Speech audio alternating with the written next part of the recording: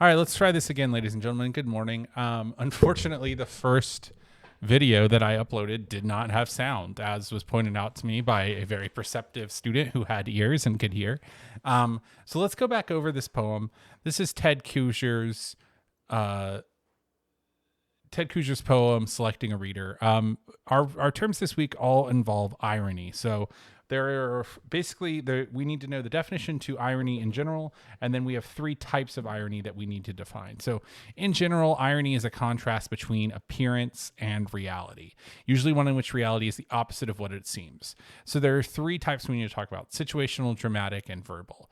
Situational irony is where there is a reversal of expectations. So we expect one thing and another happens, right? It's a contrast between what the reader or character expects and what actually exists or happens. So this is a very common one in comedy, right? So if we see, if there's a character who's messing with a cat and they keep on poking at it and poking at it and poking at it, we eventually expect the cat to scratch up and mess up that character.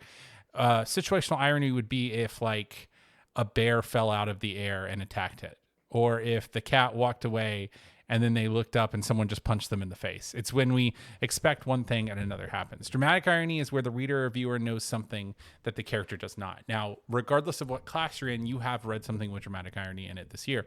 Romeo and Juliet is incredibly full of dramatic irony for my second and fourth block, right?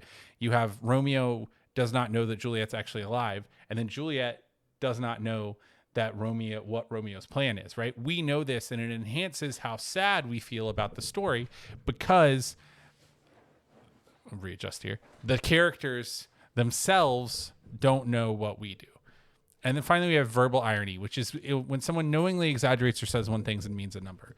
Verbal irony is sort of like related to sarcasm. It's not quite sarcasm, but it's very closely related to it. So verbal irony is often things like, if you are late every day to class and you show up on time and I say, I really love how good you've been about coming to class on time every day, and I'm happy that again today that you've come at the right time, then that would be verbal irony. Like, we both know, I'm not lying so much as that, like, we both know that I don't mean what I'm saying, right? So let's read this poem. It's called Selecting a Reader. It's by Ted Kujar.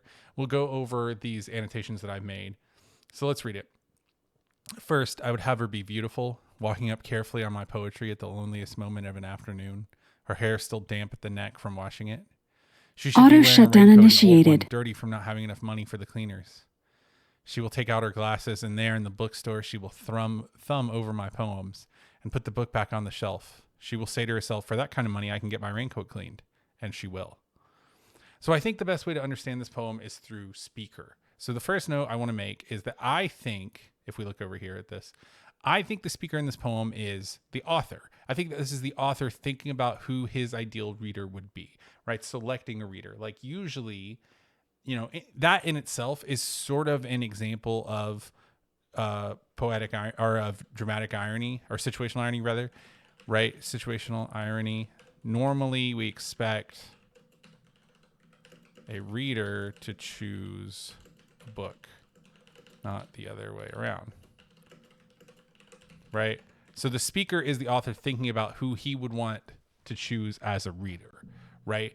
This first section, I said this whole thing, this is sort of playing into what romance tropes, right? A trope is a repeated idea that comes up in stories over and over again. So, like, one of the tropes of romances is like the girl who's in the bookstore or some kind of store and she's kind of alone and maybe she's a little bit poorer, right? This is an archetype. An archetype is a character, a type of character that's repeated over and over again. And in rom-com movies, it's very common for the heroine, the main female character, to be sort of this, like, down on her luck pretty girl in the big city. She's all alone. She goes to stores a lot. You see this in things like You've Got Mail. It's in Notting Hill. And I think that we're playing into these archetypes, right? So these archetypes normally make us expect, right, that she'll come in and love the book and buy it. That's sort of kind of like that's like a sort of like the young girl in a city who finds art and loves it. Like, that's a very common situation. And even if we don't know that archetype or that trope, we still kind of know, like, if someone goes into a store and they look over a book, we expect on some level they're thinking about buying the book, right? So our expectation coming into the end of this poem, as I said right here, is she'll love and buy the book, right? But then we have a reversal, right? The reality is, if we look here, she needs the money, so instead she doesn't buy the poetry. And that itself is situational irony. This whole big chunk, that's situational irony, right? Our expectations are defied at the end of the poem. We think one thing is going to happen, but instead another one does. Right now, I'm not going to go too deeply into this poem because I think this is a very complicated topic, and I want to just focus on situational irony for today. I'm going to go ahead and kill the webcam real quick so that you can see all of these notes all at once, and you can just pause it at any time. Let me get this framed up correctly. Yeah, there we go. Well, no, come on, show them all at once. Oh no. There we go. So there we go.